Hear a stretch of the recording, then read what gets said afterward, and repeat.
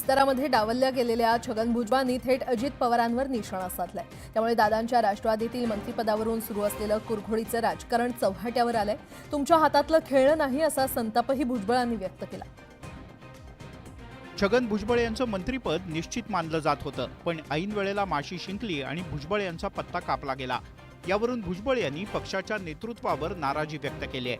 4-6 महिन्यापूर्वी त्यावेळेला माझं ऐकलं नाही आणि आता म्हणजे मी काही लहान खेळ नाही का तुमच्या हातातलं? तुम्हाला वाटेल तेव्हा तुम्ही आता वरती, आता बसा खाली, आता निवडणूक लढवा। राष्ट्रवादीच्या कोट्यातून भुजबळ यांना मंत्रिपद काही मिळालं नाही आणि तीच खदखद भुजबळ यांनी पत्रकारांसमोर व्यक्त केली। म्हणजे तुम्ही म्हणणार बस बस उठ, छगन भुजबळ तसा मनुष्य नाही।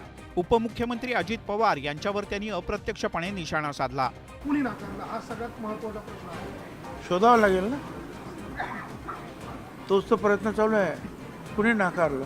भुजबळ यांची ही नाराजी राष्ट्रवादी काँग्रेसला परवडणारी नाही, कारण भुजबळ हे स्वस्थ बसणाऱ्या नेत्यांपैकी नक्कीच नाहीत।